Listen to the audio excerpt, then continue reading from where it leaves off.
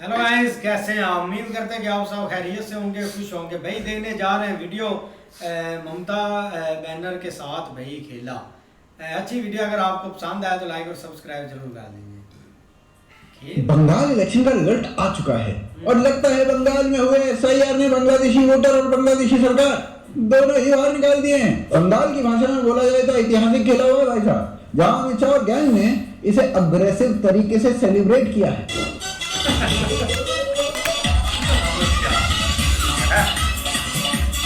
वही मोदी जी काम and compose में रहा है। मोदी जी ने ऐसा बिहेव किया जैसे वो जानते ही नहीं है कि ममता के साथ खेला हो चुका है।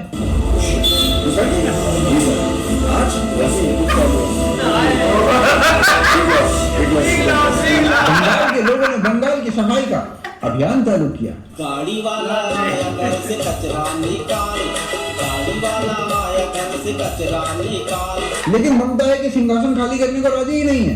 ममता ये तो समझ गई इस इलेक्शन में जिंदा बांग्लादेशी तो काम आए नहीं, इसीलिए ममता ने इस बार जन्नती बांग्लादेशियों की आत्माओं को बुलाया है।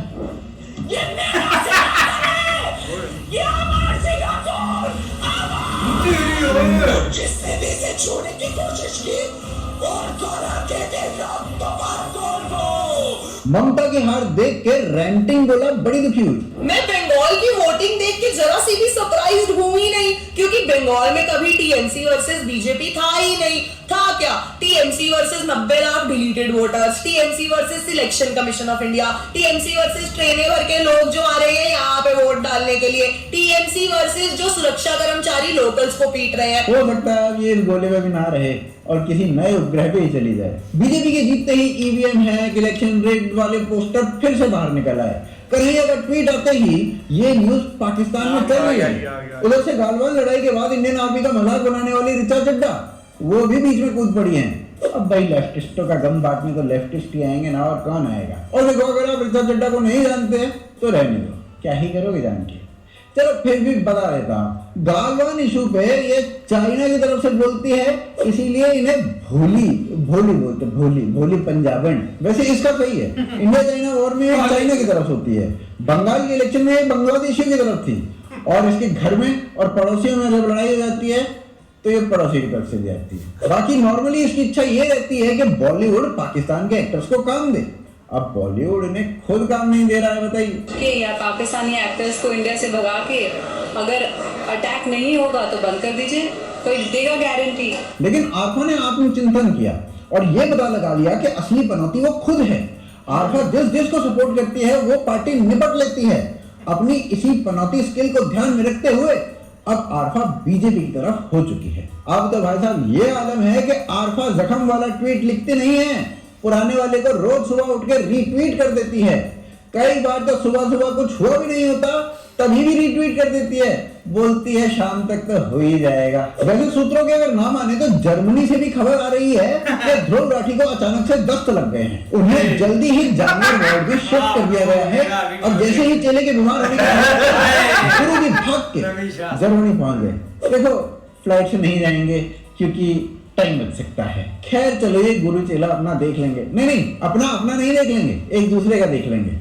बाकी लेफ्टिस्ट लोग भी ये वाला टोटका ना करके देखें, थोड़ा आराम मिलेगा।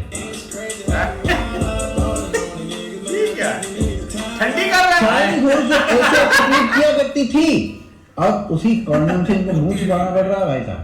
ऊपर से केजरीवाल ने बंगाल में घूम के इलेक्शन का कैंपेन किया, वो भी कुछ काम नहीं आया।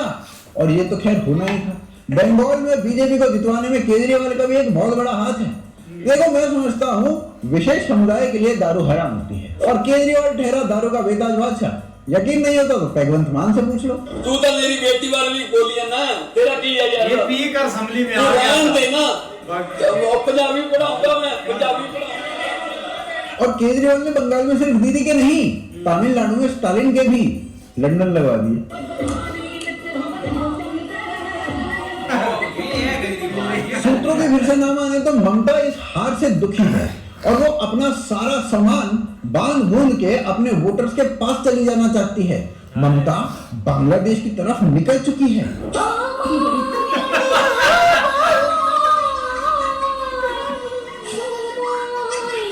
ममता को बांग्लादेश भागते हुए देख बंगाल की माइनॉरिटी अब सारे जहां से अच्छा रटने में लगी हुई है। सारे जहां से हिंदुस्तां हमारा सारे। इस बात से ये साबित हो जाता है कि ममता दीदी और बांग्लादेश का वही रिश्ता है जो राहुल गांधी और बैंकॉक का है।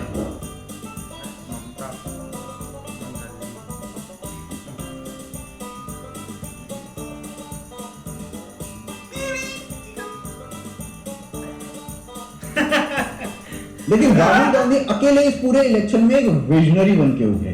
राहुल को पहले ही पता लग गया था कांग्रेस का कहीं नामो निशान नहीं रहने वाला, तो राहुल बाबा सीधे विदेश चिल मारने निकल चुके थे। भाड़ में जाए चुनाव, भाड़ में जाए चुनाव के नतीजे। चलो और एक बार जब राहुल गांधी विदेश निकल गए, फिर कितना भी इंपॉर्टेंट मैटर हो जाए, फोन कॉल हो या कुछ भी हो, रागा स्किप कर देता है। हेलो, कौन बोल रहे हैं? मैं शंकर बोल रहा हूँ, बुल्ला को फोन दे। बुल्ला भाई फोन पर नहीं आ सकते, वो हिजड़ों के साथ डिस्को डांस कर रहे हैं। राहुल गांधी स्कूल का वो बच्चा है जो लड़ाई शुरू करवा के कल्टी मार लेता है।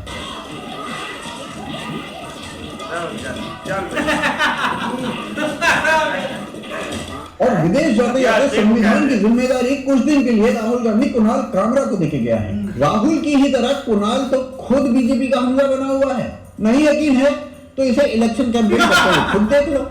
इसको देख के हैरान मत हो जाना, कुणाल के पास और कोई चारा भी नहीं था, क्योंकि अब तो तमिलनाडु में भी डीएमके की सरकार चली गई, अब तो एनडीए की सरकार आ जाएगी, तो तमिलनाडु भी भाग के नहीं जा पाएगा कमबख्त। और देखो इलेक्शन कौन जीतेगा ये किसी को नहीं पता रहता, एग्जिट पोल बताने वालों को भी नहीं पता रहता, पर इलेक्शन कौन हारेगा ये हम सबको पता रहता है। जिसको इलेक्शन में इंटरेस्ट नहीं है वो भी बता देगा कौन हारेगा। जबकि आज तक कोई भी पार्टी ये समझ नहीं पाई कि राहुल गांधी ही बीजेपी का हमजा है। राहुल गांधी कितनी सफाई से कितनी ही पॉलिटिकल पार्टियों को खुद साफ कर चुका है, ये खुद राहुल गांधी नहीं जानता। जहां भी राहुल गांधी इलेक्शन कैंपेन या गठबंधन के लिए चला जाए, एक हफ्ते के बाद वो पार्टी और राहुल गांधी दोनों सेम पेज पे होती है, यानी बेरोजगारी के पेज पे। और देखो राहुल गांधी के लिए तालियां। इस इलेक्शन में राहुल गांधी ने अपनी सेंचुरी पूरी कर ली, वो भी 100% स्ट्राइक रेट के साथ, और साथ में जिस भी पार्टी ने गठबंधन किया उन सबको रन आउट करवा दिया। सूत्रों की बिल्कुल न माने तो राहुल गांधी अब अपनी डबल सेंचुरी पूरी करके ही मानेंगे, रोहित शर्मा का रिकॉर्ड तोड़ के ही मानेंगे। इसके ऊपर रोहित का एक जवाब भी आ चुका है। इधर से किसी कांग्रेसी रिपोर्टर ने मेलोनी से पूछ लिया, मोदी जी नहीं जीते तो?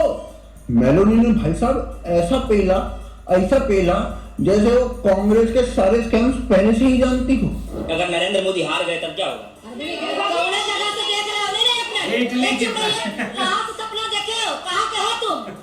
तुम्हारी औकात क्या है?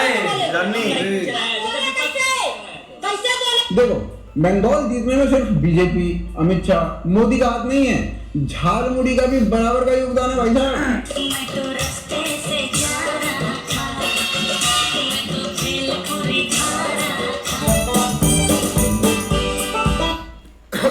ऐसे ही है भाई, बहुत कमाल की वीडियो थी। अब तो ऐसे ऐसे मीम्स सामने निकल कर आएंगे ना, अभी तो शुरुआत हुई है।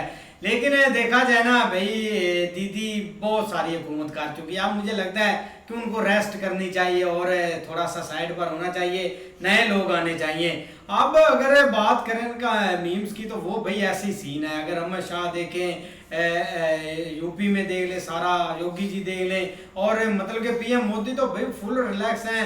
हमने इवनिंग में उनकी वीडियो देखी है, ऐसे जैसे तम्मल से वो निकले हैं और यही बोल दिया कि हम जीत गए। वो जैसे आता था ना भाई, वो रमान गेट ऐसे मतलब कि स्टेज पर, वो मीम्स बहुत बने हैं, वो हुआ है इधर भी। लेकिन यार ये सबको पता था, जैसे कि रैली वगैरह हम देख रहे थे ना, तो उसमें ये सीन बना। लेकिन यार कुछ लोग मतलब के होते हैं, हम भी एक एक्टिव हैं जो इंडिया से बाहर है ना, उसमें ध्रुव साहब हैं और 4-5 ऐसी मतलब के सही ये ऐसे लोग हैं। उसकी तो वीडियो शायद आ भी जाए वोट चोरी पर, वोट चोरी पर। लेकिन ऐसे लोग हैं जिनको भाई अगर देश में वो नहीं ना रहते, अगर देश के बाहर सेटल है भाई, उनका एक सब कुछ एक फिट है, तो उन्होंने भाई देश की जरूर बात करनी होती है कि देश में ऐसा क्यों हो रहा है। अगर भाई आप देश में आए और इधर लोगों के हालात देखें या लोग क्या चाहते हैं, फिर एक बंदा बात करते हुए भी अच्छा लगता है। लेकिन भाई उसने फुल जोर लगाया। मैं तो उसको काफ़ी सालों से फॉलो कर रहा हूँ, फुल जोर लगाया भी है, लेकिन भाई वो बंदा मतलब कि कुछ उखेड़ नहीं पा रहा। और ना ही उसका चैनल बंद किया गया, ना किसी को उसने उसकी मतलब कि जुबान रोकी है। आप जो दिल नहीं बोले, ये होता है भाई डेमोक्रेसी। भाई उसकी बात करें ना, वो बंदा भाई पता नहीं क्या क्या बातें बना रहा था कि ये हो जाएगा वो हो जाएगा, पता नहीं क्या क्या करेंगे यहाँ पे। पर भाई बात करें ना बीजेपी के, बीजेपी ने बताया है कैसे जीता जाता है, और ममता जी बेचारी है पता नहीं कहाँ पे जाएंगी। बाकी भाई जो राहुल गांधी के साथ हुआ ना, इसने सेंचुरी भी अपनी मुकम्मल कर ली।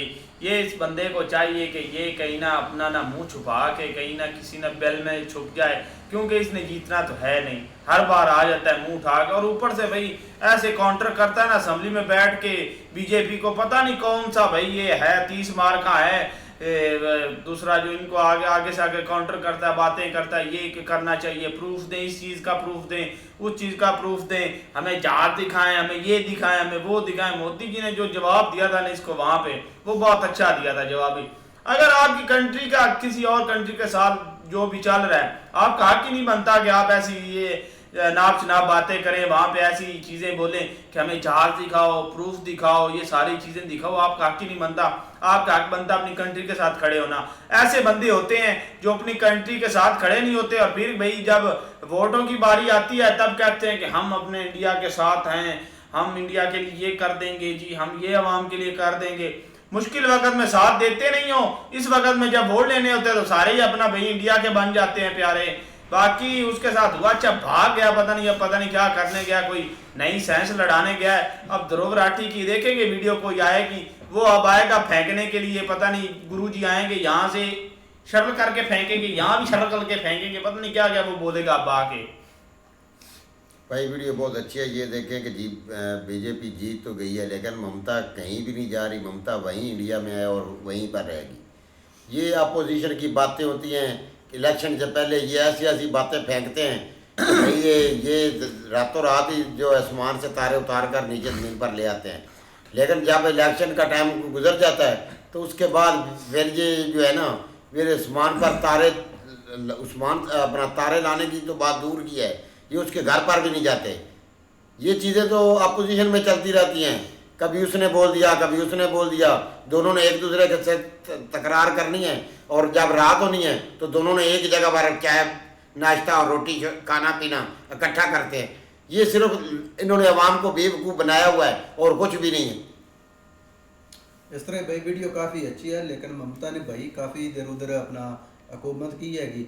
लेकिन जो इधर अपना इलेक्शन से पहले ही भाई अवाम के जो अपना जोश था ना, वो भाई बीजेपी के साथ था। जैसे भाई उनकी अवाम देखा भी रैलियों में, जब भी रैली निकली है तो भाई अवाम जो बीजेपी के भाई पार्टी के साथ रोडों पर निकली हैगी, और तो उससे मालूम होता था कि भाई इस दफ़ा भाई बीजेपी आगे आएगी।